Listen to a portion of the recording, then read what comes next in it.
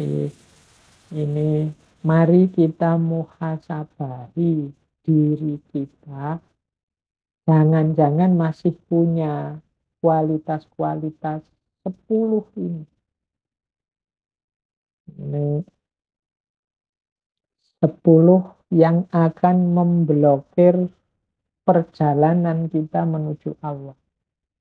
Inilah nanti di antara penghalang kita saat kita ilaihi roji'un. Yang pertama apa, teman-teman? Menunda-nunda.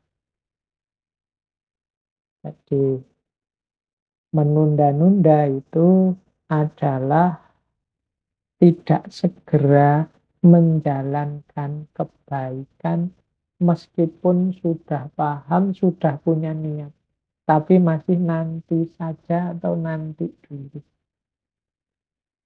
Iya Pak, saya paham sih Pak, saya ngerti sih Pak, saya ikut ngaji sudah lama, sudah ngerti macam-macam.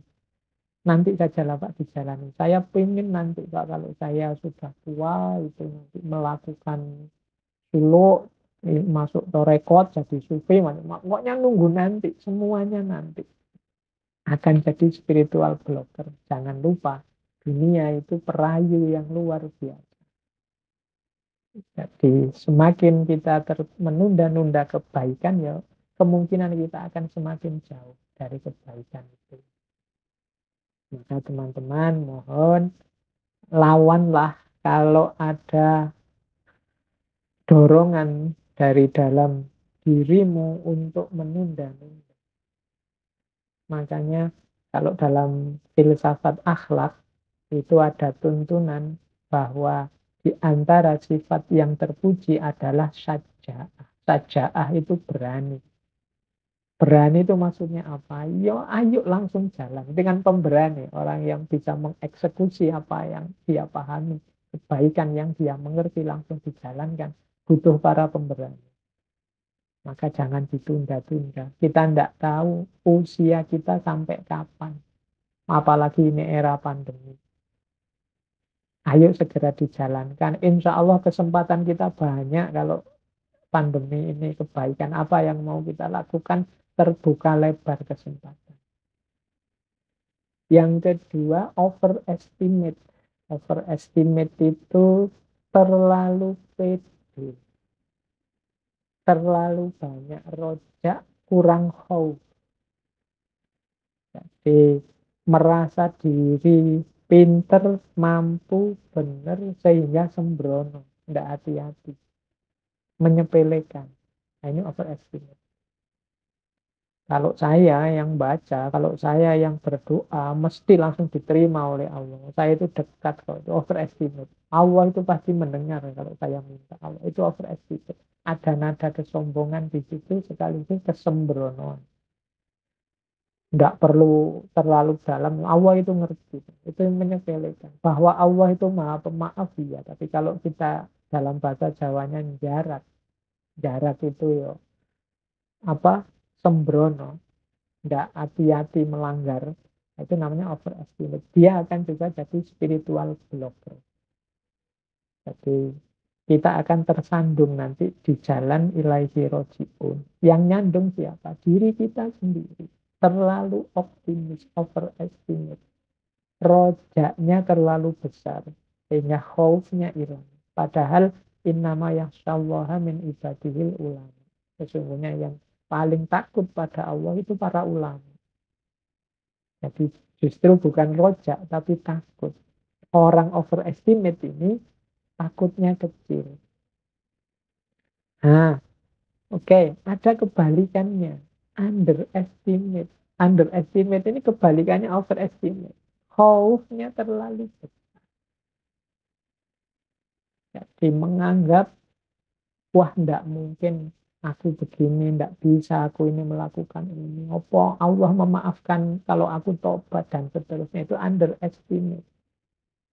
Serba pesimis sampai ke titik ekstrim putus asa. Padahal putus asa itu nanti statusnya bisa kufur. Nah, jadi khaufnya terlalu banyak, dosisnya terlalu besar.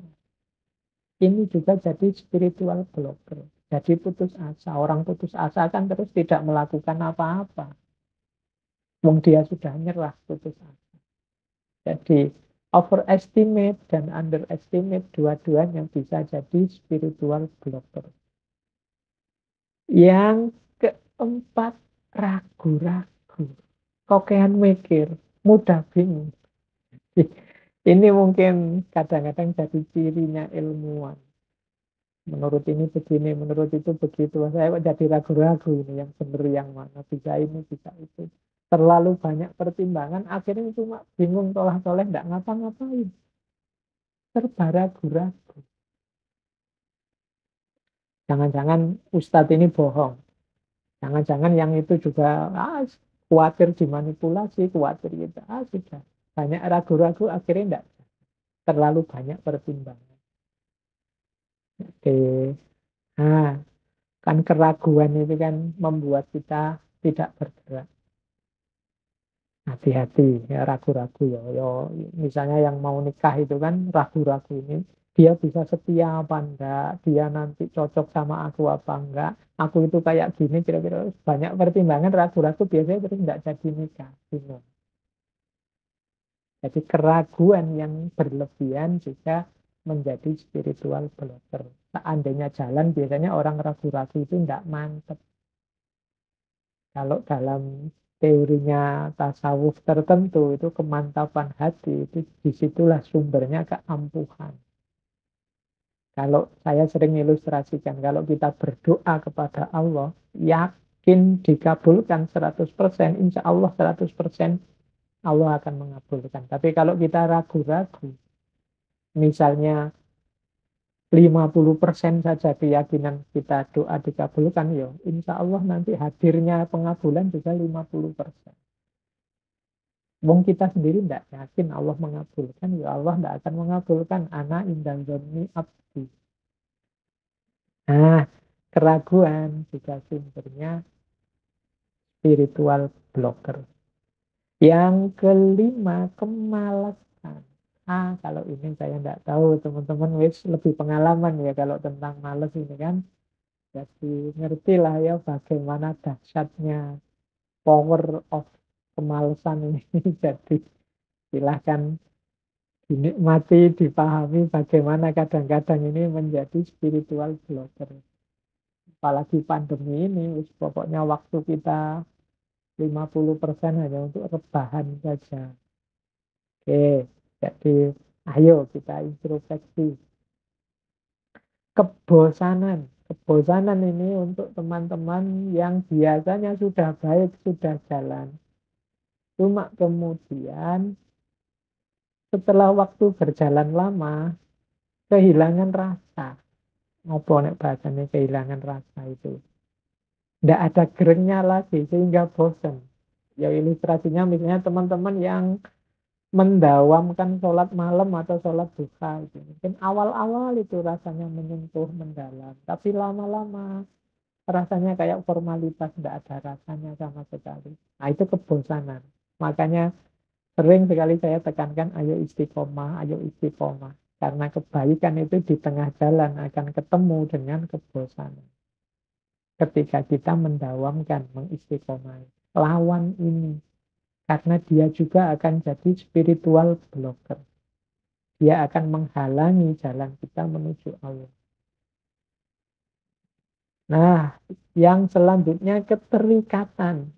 Kalau ini tidak harus saya jelaskan detail. Di banyak sesi sudah saya jelaskan bagaimana semakin kita terikat oleh banyak hal, ya semakin kita tidak akan fokus untuk kembali kepada Allah ilaihi roji'un.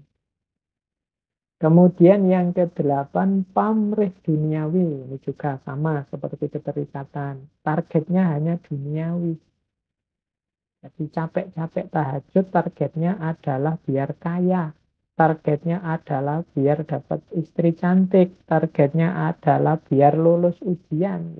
Ya sampai di situ saja perjalanannya. Kalau hanya pamrih keduniaan. Kemudian kurang bersyukur. Isinya sambat, isinya mengeluh. Ini jadi spiritual blocker. Pandemi ini saya lihat orang itu isinya mengeluh semua. Orang lupa bahwa ya mungkin di satu dimensi kehidupan kita yang ini itu isinya bencana. Tapi di banyak dimensi yang lain itu isinya anugerah demi anugerah. Cuma kita terdistraksi, kita hanya fokus pada bencana ini. Melupakan banyak sisi lain yang sifatnya anugerah. Sehingga kita akhirnya jadi tidak bersyukur. Seolah-olah Allah itu hanya memberi kesulitan saja. Oke ya, jadi kurang bersyukur juga jadi spiritual blocker. Orang selalu mengeluh, menganggap bahwa Allah sudah kehilangan Rahman Rahim. Padahal dalam Al-Quran kan jelas la in syakartum la azidannakum wa la in kafartum inna azabi lasyadid. Orang yang kurang bersyukur, orang yang tidak bersyukur itu bahkan oleh Allah akan diazab. Inna azabi lasyadid. Tidak hanya dianggap salah atau dihentikan nikmatnya, tapi oleh Allah akan diazab. Maka jadilah hamba yang bersyukur. Apapun keputusan yang terjadi, berarti itu keputusannya Allah dan kita ridho. Dan yang terakhir, su'udzon. Su'udzon itu prasangka buruk. Pada apapun, pada siapapun, termasuk pada Allah. Ini juga spiritual blocker. Jadi menganggap wah ini Allah ini mesti sedang marah sama kita, murka sama kita. Wah Allah sedang tersinggung ini Allah. Nah, ini suudzon. Kita ini dibenci mesti oleh Allah. Ini suudzon. Pada Allah, pada manusia juga begitu. Menganggap orang jahat, menganggap orang ini rusak, menganggap orang ini menginginkan keburukanku dan lain sebagainya. Ini suudzon. Ini juga spiritual blocker. Jadi teman-teman di antara bahan muhasabah untuk besok malam itu menurut saya antara lain ayo sifat-sifat yang menunda atau menghalangi perjalanan kita menuju Allah yang seperti saya sebut 10 ini kira-kira hidup tidak dalam diri kita. Kalau ada, ayo berjuang untuk membersihkannya. Karena ini nanti tidak hanya untuk urusan agama yang ilaihi roji'un, urusan apapun, termasuk hal-hal duniawi yang menjadi tanggung jawab kita, silahkan direnungi bahwa 10 hal itu juga akan menjadi penghalang.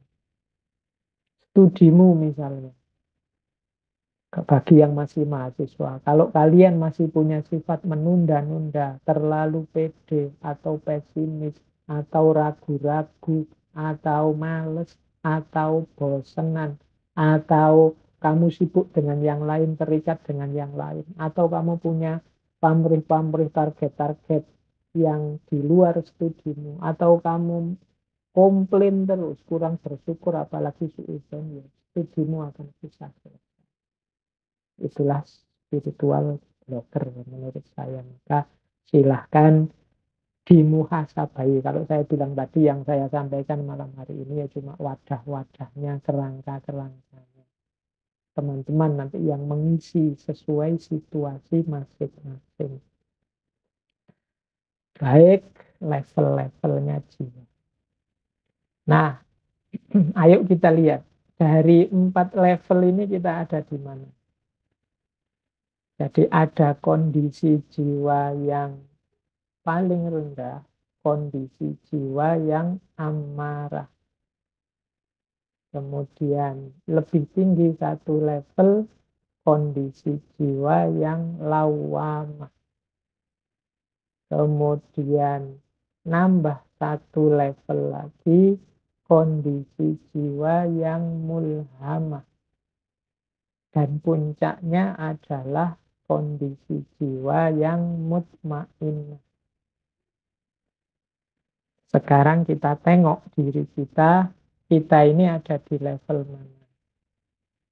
Kalau kita ini masih senang melakukan hal-hal yang dilarang, dosa, maksiat, dan yang sejenisnya, dan merasa biasa saja, nyaman saja melakukan yang seperti itu, berarti kita ada di level jiwa yang aman. Jadi wis dosa tapi seneng atau nyaman. Salah tapi enjoy aja. Nah, ini amarah. Jadi, ngerti sih kalau bohong itu dosa, ngerti sih kalau bikin hoax itu dosa, ngerti sih kalau membuat fitnah itu dosa, tapi nyaman saja, seneng saja Pak. Saya lihat orang gegeran rame. Satu dua kali saya pernah ada yang ngomong begitu. Suka saya Pak kalau lihat orang itu konflik. Kalau sepi tidak asik Pak. Yang asik itu kalau ada orang gegeran, sekali-sekali dipancing dengan berita-berita bohong. Nah, hati-hati kenyamanan kita saat melakukan dosa, menjalani maksiat, itu menunjukkan level kita ada di level jiwa yang paling rendah, yaitu level amarah. Nah, ya kalau dalam bahasanya Al-Quran ini biasanya karena nafsu. Nafas itu la ammarotum bisu. Jadi levelnya masih amarah. Nah, naik satu level lawamah. Kalau lawamah ini kita tahu mana baik, mana buruk.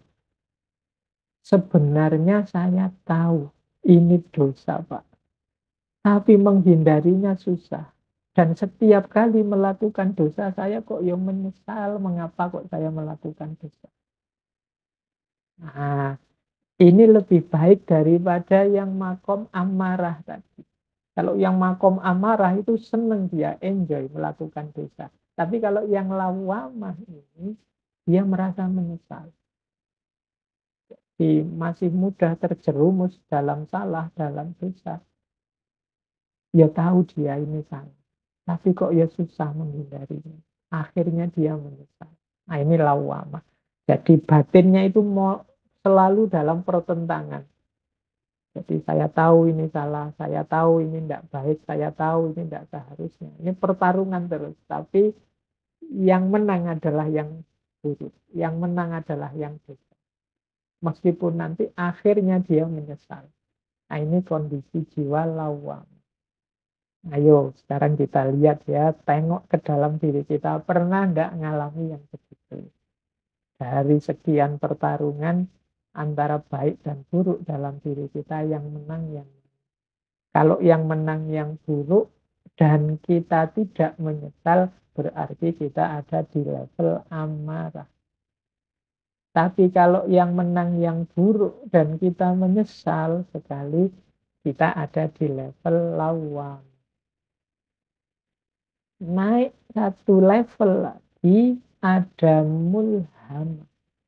Ini dari kata-kata ilham. Nah, ini sama dalam dirinya pertarungan antara yang baik dan yang buruk. Tapi dalam pertarungan ini yang baik menang. Sukses. Meskipun kadang-kadang itu ada tambahannya. Kadang-kadang masih rindu kepada nikmatnya nafsu, nikmatnya dosa. Nah, jadi misalnya yang biasa minum terus tarung, wah alhamdulillah Pak saya sekarang tidak minum, tapi yo membayangkan minum itu sih enak kan Pak, itu mulham. Alhamdulillah Pak saya sekarang sudah tidak curang lagi, saya jujur terus. Tapi dulu Pak waktu saya suka curang itu asik sekali Pak, saya banyak untung itu, untungnya banyak waktu saya curang itu. Nah ini mulham. Jadi yang menang kebaikan dalam dirinya, meskipun kadang-kadang ada bersitan-bersitan dalam jiwa kita untuk dulu ya waktu saya masih muda itu masih suka motoran, masih suka itu ganggu orang malam-malam itu, wah rasanya dulu itu asik, itu mulham. Sekarang enggak lagi sih, ngerti karena itu salah.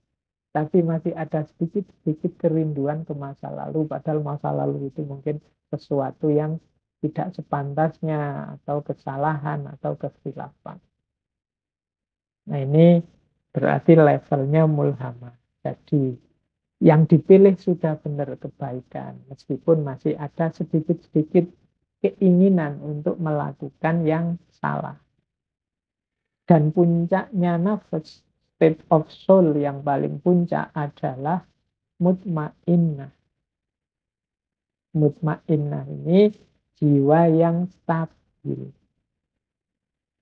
tenang, mantap dalam kebaikan. Kalau ini sudah tidak ada pertarungan lagi. Jadi sudah mantap, stabil dalam kebaikan. Jangan lupa kalau di surat Al-Fajr itu ya ayat Tuhan nafsul mutmainnah irji'i ila rabbiki radiyatan mardiyah. Nanti yang bisa mulus langsung hadir ke hadapan Allah adalah jiwa-jiwa yang makomnya sudah mutmainnah. Berarti jiwa yang sudah stabil, tenang, mantap, nyaman dalam kebaikan. Yuk. Nah, ini bahan pertama untuk teman-teman besok mungkin mau muhasabah. Ayo dicek level jiwa kita ada di mana. Kita ini masih tergolong amarah, lawamah, mulhamah, atau mutmainnah. Jadi mari sibuk dengan diri kita dulu. Nggak usah pakai teori ini untuk nuding-nuding orang lain. Ayo dibereskan dulu diri kita. Nanti insya Allah kalau sudah mutmainnah ada jalan untuk membantu orang lain menilai diri mereka. Tapi untuk tahap kita yang awal, ayo kita menilai diri kita sendiri. Kita ini ada di kondisi jiwa yang mana. Nah, kalau ini dulu saya sampaikan pada sesi muhasabah ketika kita membahas Imam Hasan Al-Basri. Jadi ini kalimat-kalimat dari Imam Hasan Al-Basri. Silahkan teman-teman nanti direview lagi. Dulu kita 1 bulan membahas tentang muhasabah. Jadi menurut Imam Hasan Al-Basri, seseorang tidak akan dapat predikat takwa sampai dia melakukan muhasabah kepada dirinya sendiri lebih ketat dibandingkan seorang teman yang bermuhasabah terhadap temannya. Ini agak berat ini menurut Imam Hasan Al-Basri, justru ini hubungannya dengan ketakwaan. Berarti di antara cirinya orang yang bertakwa adalah dia mampu dan mau melakukan muhasabah. Lebih ketat daripada ketika dia menilai temannya. Kita ini kan canggih kalau menilai teman. Kita ini luar biasa kalau mengomentari orang lain. Kalau tidak percaya, silahkan cek medsos kita itu kan perlombaan komentar, perlombaan menilai orang lain secara luar biasa. Padahal Imam Hasan Al-Basri dibalik oleh beliau, justru kalau kita lebih ketat memuhasabahi diri sendiri, menunjukkan derajat atau level ketakwaan kita. Meskipun kalau kita sedang menilai diri kita sendiri, tidak harus diposting di medsos. Atau kalau mau diposting di medsos, dibikin privat saja. Oke, nah yang kedua, ini saya untuk mengantarkan kita dulu, biar situasi batinnya nyambung dengan muhasabah. Seorang hamba akan berada dalam kebaikan selama dia mampu menasehati dirinya dan selalu menghisap dirinya.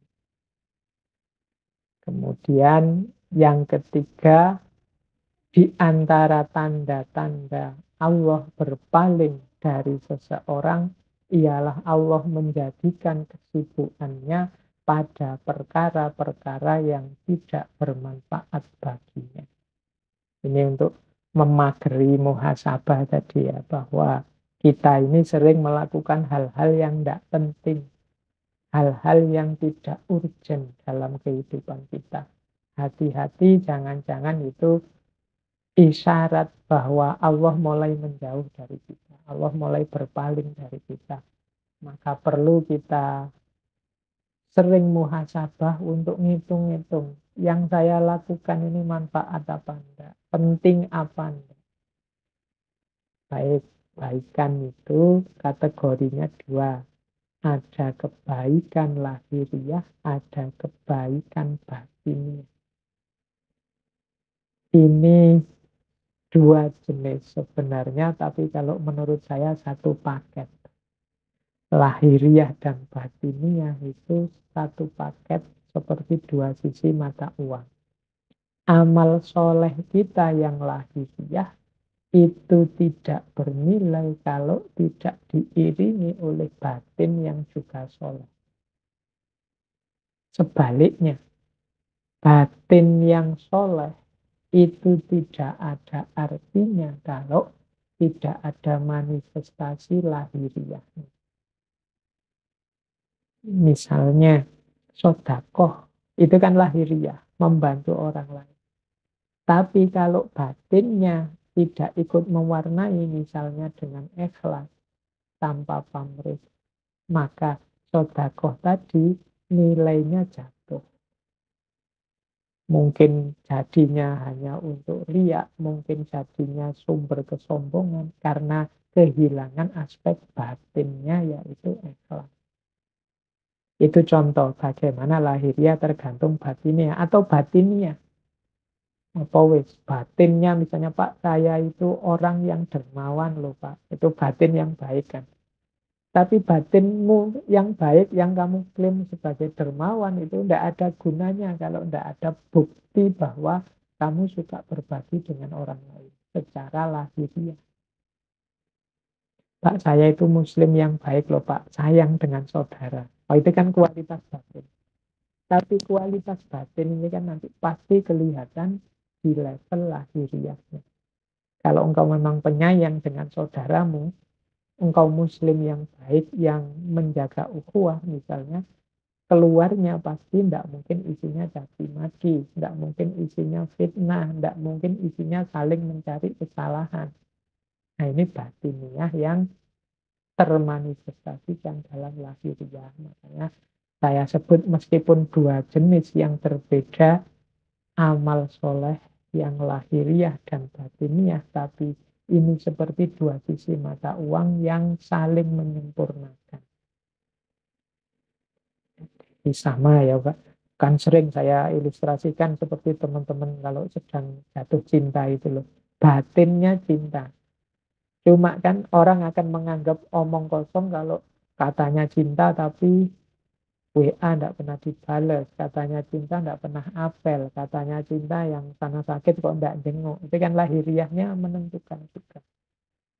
Atau sering WA, sering apel, sering nganter kemana-mana, neraktir, tapi di batinnya tidak ada cinta sebenarnya. Itu juga kan sia-sia. Nah, jadi lahiriah dan batiniah itu satu paket lengkap dalam konstruksi amal kebaikan. Nanti ini di level muhasabah, untuk kebaikan-kebaikan yang kita lakukan sudah utuh dan sempurna apa belum. Amal-amalku yang lahiriah ini sudah didukung oleh sikap batin yang benar apa belum. Ketika aku mengajar misalnya, mungkin di antara teman-teman ada yang ustadz atau guru atau dosen di kampus, ini batinku isinya apa? Apakah mengajar yang mulia itu ternyata batinku bunyinya adalah ini hanya sekedar mencari uang, ini hanya profesi, ini hanya kewajiban, kalau bisa ya enggak seperti ini. Nah, ini akan menentukan kualitas apakah ngajar kita itu memang benar-benar mulia atau tidak.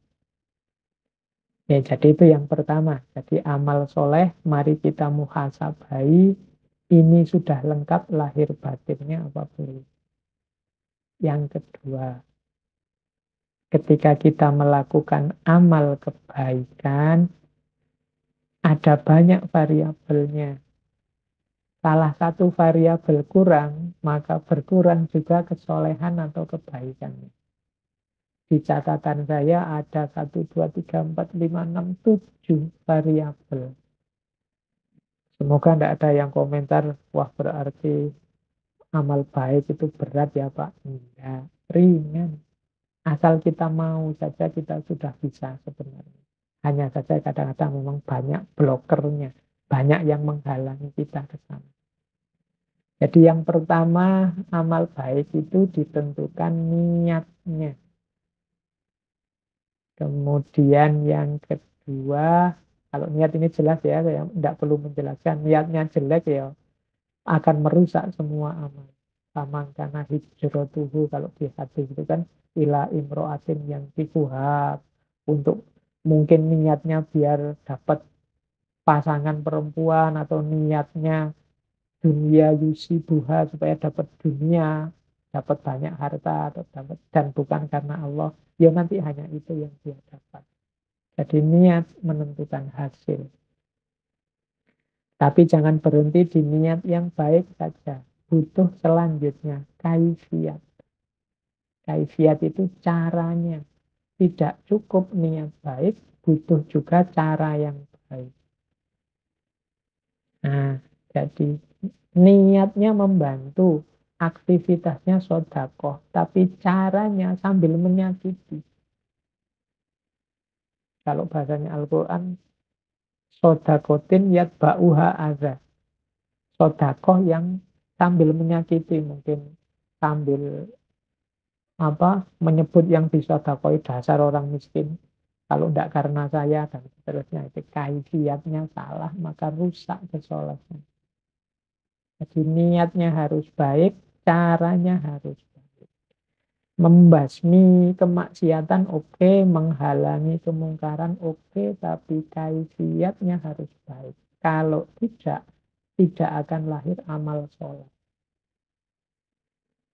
Jadi yang kedua kaifiat kunci. Yang ketiga dan keempat akhlak dan adab. Akhlak itu etika, adab itu etiket. Akhlak itu situasi batin yang bermoral, adab itu manifestasi sopan santun lahiriah. Ini juga jadi kunci. Akhlak dan adab. Jangan lupa juga doa. Doa masuk di situ dalam rangka apa? Amal baik itu sudah bagus. Tapi ketika kita merasa bahwa kuncinya adalah di kekuatan kita, kuncinya adalah keberhasilan amal itu karena kita pinter, kita mampu, kita bisa, maka amal baik akan jadi blunder yang justru menjatuhkan kita, menjauhkan kita dari Allah, karena di situ muncul bibit kesombongan. Kesombongan itu bisa dieliminasi dengan doa. Dalam arti apa? Kita berdoa semoga Allah memberi daya untuk kita melakukan kebaikan. Semoga Allah membawa hasil yang semakin dekat dengannya, sesuai yang kita inginkan. Semoga Allah meridhoi. Nah, ini menunjukkan bahwa nanti kalau berhasil, Allah lah yang membuahkan keberhasilan itu, bukan karena saya. Maka amal harus selalu diiringi doa. Berdoa berarti sadar bahwa kita ini punya banyak kelemahan dan kekurangan.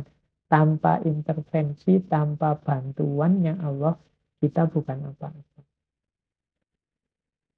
Jangan lupa juga amal baik harus istiqomah. Istiqomah itu berarti continue, tidak angin-anginan. Kalau pas lagi sadar, lagi tobat, solehnya luar biasa. Tapi kalau pas lagi kumat, menjengkelkannya luar biasa. Tidak istiqomah. Istiqomah jadi kunci. Dan yang terakhir tawakal. Tawakal itu apapun hasilnya, kembalikan lagi semua kepada Allah. Tidak komplain, tidak marah, tidak kecewa. Apapun yang diterima, kembalikan semua pada Allah, itu namanya tawakal. Tuh, jadi amal baik itu ternyata niatnya harus cocok, kaifiatnya sesuai, akhlak dan adabnya dipenuhi. Jangan lupa berdoa, istiqomahlah dan tawakal. Ini variabel-variabel yang harus kita miliki, kita penuhi. Saat kita menjalani muhasabah, maka ayo kita nilai lagi amal-amal baik kita kurang apa selama ini. Saya selama ini sudah berjuang loh Pak, menjalani ini. Demi jalan Allah, demi kebaikan. Ayo muhasabah, niatnya sudah benar apa belum? Caranya sudah benar apa tidak? Akhlak dan adabnya sudah terpenuhi apa enggak? Merasa bisa sendiri atau butuh pertolongannya Allah? Maka berdoa enggak demi keberhasilanmu? Istiqomah enggak? Atau jangan-jangan kalau pas menguntungkan mungkin ada hasilnya, ada bayarannya mau. Kalau enggak mau, enggak istiqomah. Dan yang terakhir tawakal. Tawakal itu berarti apapun hasilnya tidak kecewa, tidak marah, tidak sedih. Semuanya diserahkan kembali kepada Allah. Nah, terus orientasinya. Kalau ini untuk kita menghitung-hitung tadi ya. Kita ini ada di ikhlas apa enggak. Orientasi tindakan. Ada tindakan itu, amal soleh itu yang normatif saja. Normatif itu berarti hanya kewajiban, menjalani norma, menjalani aturan. Puasa karena perintah Al-Quran, sholat karena perintahnya Nabi, dan seterusnya. Itu tidak salah, cuma ya levelnya kewajiban, normatif. Kemudian ada teleologis. Teleologis itu tindakan yang bertujuan. Saya melakukan ini biar batin saya tenang, Pak. Saya melakukan ini biar orang-orang rukun, Pak. Itu teleologis. Ada komunikatif. Komunikatif ini tindakan hasil kesepakatan bersama. Yo kalau dalam agama misalnya saya pakai kunut Pak karena saya ikut mazhabnya ini. Dan di mazhab ini pakai kunut kalau sholat. Nah, itu tindakan bersama, tindakan komunikatif. Ada tindakan yang dramaturgik. Dramaturgik itu tindakan yang sifatnya ingin membangun citra. Makanya istilahnya drama. Pak, saya ingin jadi orang soleh, Pak. Maka membentuk diri biar kelihatan seperti orang soleh. Rajin ke masjid, kemudian kemana-mana pakai sarung, pakai kopiah, pakai sajadah, biar dianggap santri, dan lain sebagainya. Itu dramaturgi. Tidak salah. Apalagi isinya baik-baik. Bukan pencitraan yang palsu. Karena kadang-kadang diawali dari tidak ikhlas atau diawali dari pamrih-pamrih, tapi nanti akhirnya ketemu dengan ikhlas. Yang terakhir adalah ketulusan. Tidak lagi drama, tapi memang lillahi ta'ala. Jadi mari kalau kita melakukan amal baik, ini hanya karena tuntutan norma-norma, aturan kewajiban, atau ada tujuan-tujuan khusus, atau komunikatif, ini hasil kesepakatan bersama, atau dramaturgik. Oke, iya putus-putus terus jaringannya nggih. Tidak apa-apa, tadi sudah saya suruh yang longgar hatinya. Oke, jadi di antara ini saya ingat dulu waktu sesi Imam Haris Al-Muhasibi ya, kalau yang tentang terakhir yang urgensi itu. Jadi di antara yang harus kita muhasabahi adalah apakah kebaikan yang kita lakukan itu sudah urut tertib. Yang penting didahulukan, yang primer didahulukan, yang sekunder ya nomor 2, yang tersier ya nomor 3. Kadang-kadang kita itu sering ngurusi yang tidak penting-penting, yang penting malah kelewatan. Itu kayak mahasiswa ikut diskusi di mana-mana, webinar di mana-mana ikut, akhirnya skripsinya tidak jadi-jadi. Nah, itu kebalik. Jadi harusnya yang doruri ya dia fokus ngerjain skripsinya dulu yang serius, yang wajib, baru yang sunnah, baru yang mubah. Nah, ini yang sering jadi masalah. Jadi urutan amal, mana yang didahulukan, mana yang tidak. Kalau dalam bahasanya Al-Quran ada rumus mudah, ku anfusakum wa ahlikum nar. Jadi yang pertama dirimu sendiri. Jangan kesusu ingin memperbaiki orang. Tapi fokuskan dulu dirimu. Kalau sudah berupaya untuk dirimu, boleh membantu orang lain. Yang saya sebut urgensi. Doruri itu yang paling darurat, yang wajib. Haji itu yang harus ada demi yang doruri terpenuhi. Tahsin itu yang sifatnya komplementer saja, pelengkap saja. Doruri itu menutup aurat, haji itu kainnya, tahsini itu bentuknya. Boleh sarung, boleh celana, itu kalau di usul fikih. Tapi kalau dalam amal perbuatan, ya mana yang harus kita dulukan. Oke, terus. Jadi inilah teman-teman, ayo kita muhasabah diri ya. Ini level-level prosesnya untuk perbaikan. Jadi yang paling dasar tetap ya dosa. Masih banyak tidak dosa-dosa yang kita lakukan. Jadi level perbaikan yang ini adalah tentang dosa yang paling dasar. Kalau masih banyak dosa ya berarti kita masih harus sibuk membereskan tentang dosa ini. Nah, setelah dosa beres, dalam arti kita bukan orang yang banyak melakukan dosa atau tidak ada lagi dosa-dosa yang secara sengaja serius kita lakukan. Mungkin ada yang kecil-kecil tidak sengaja. Berarti kita sudah sukses di level perbaikan pertama. Mari naik satu level lagi. Yaitu apa? Sirna segala keterikatan di luar diri. Ini saya pakai kata-kata sirna. Biar teman-teman tidak terlalu merasa tinggi. Kalau dalam bahasa Arab itu biasanya pakai istilah fana. Jadi fana itu sirna. Makanya fana fillah itu orang yang sirna di dalam Allah. Nah ini level-levelnya fana. Fana paling dasar adalah sirnanya segala dosa. Setelah itu apa? Sirnanya segala keterikatan duniawi di luar diri. Jadi kita tidak lagi terikat dengan harta, tidak lagi terikat dengan jabatan, bahkan anak, istri, keluarga. Tidak terikat itu maksudnya tidak segala-galanya demi harta, segala-galanya demi jabatan atau anak atau keluarga. Jadi sudah bisa menomorsatukan Allah. Sudah tidak lagi terikat oleh hal-hal yang sifatnya duniawi. Ini level 2. Ada level ketiga, yaitu sirnanya kesombongan diri. Sirnanya kesombongan diri ini biasanya orang yang sudah sukses di level pertama dan level kedua perbaikan. Begitu dia sukses, wah saya sudah tidak banyak dosa lagi.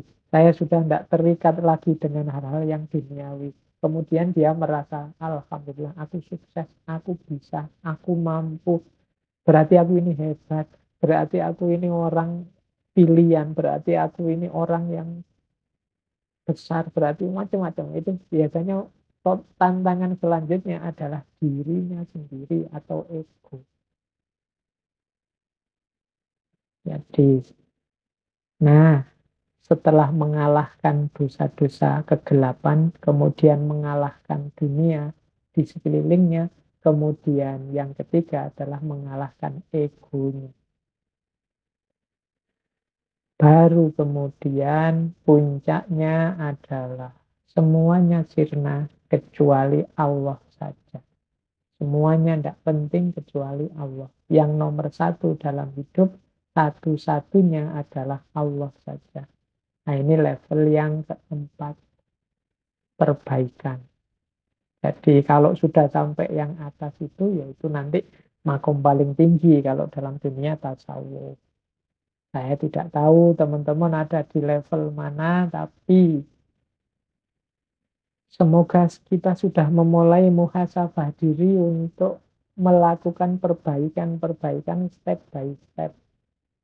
Apakah itu di level dosa, ataukah di level keterikatan, ataukah di level kesombongan, ataukah di level ego diri kita sendiri di hadapan Allah. Ini waktunya sudah mepet. Nah, sekarang kita masuk ke perbaikan. Kebaikan kita itu ada batasnya. Karena kita ini lemah, kekurangan, dan penuh keterbatasan.